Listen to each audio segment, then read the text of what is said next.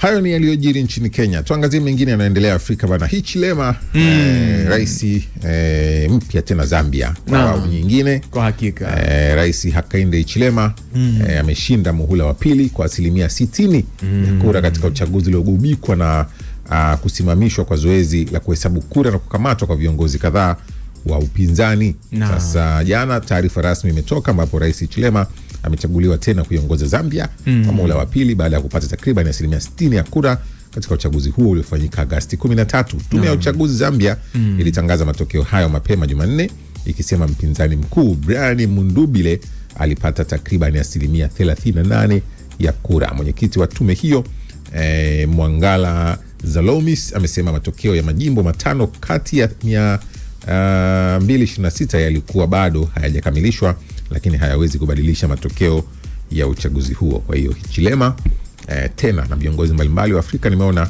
wakimpongeza kwa ushindi huo. Kwa niaba yangu mwenyewe kama Leonard Chakupewa nimpongeze Rais Hakainde Hichilema kwa muhula wa pili. Kwa sababu ulikuwa ni uchaguzi wa mchuano mkali, lakini siku zote katika michuano kama hii ya kidemokrasia lazima patikane mshindi. Haijalishi amepatikana katika mazingira ya haki au kinyume chake au yanayotia shaka, lakini amepatikana na ameweza kushinda.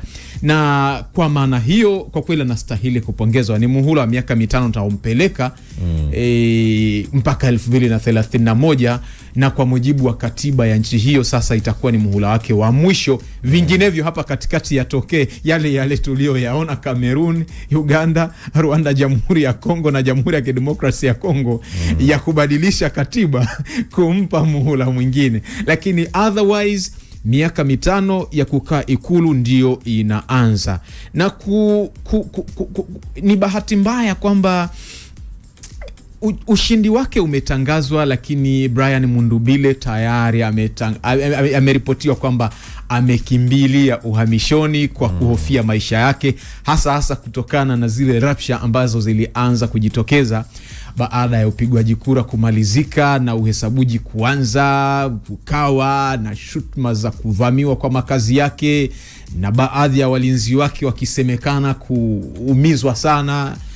Kwa hiyo ukimsikiliza Hichilema pamoja na mambo mengine aliyoahidi ni swala la maridhiano, kwamba anatambua kwamba kulikuwa na changamoto ambazo zimejitokeza katika uchaguzi huu. Kwa hiyo atatengeneza nafasi nafikiri ya kuweka sawa kuelekea katika kipindi hiki cha yeye kuongoza muhula wa pili, jambo ambalo pia ni zuri na linaloonesha ukomavu wa kidemokrasia wa taifa hilo ambao ni wa kihistoria. Utakumbuka tangu mwaka 90, tangu miaka ya 80, tangu miaka ya 60 nchi hii imekuwa na utamaduni wa kipekee sana.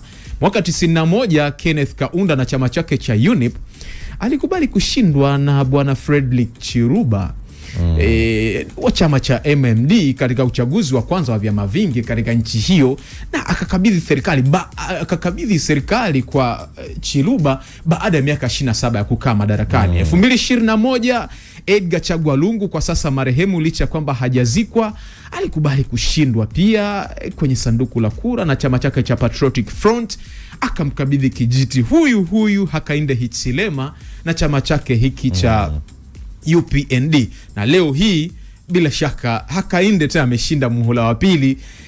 Naamini kwamba kwa yeye kuonesha kwamba ana utayari wa kuridhiana na wenzake wale 13 ambao walikuwa katika kinyang'anyiro hiki kuelekea katika muhula huu wa pili, ni uamuzi ambao unaendelea kuiweka Zambia katika kaliba ya taifa ambalo linaheshimu demokrasia na limekoma kwa hakika, kwa kweli.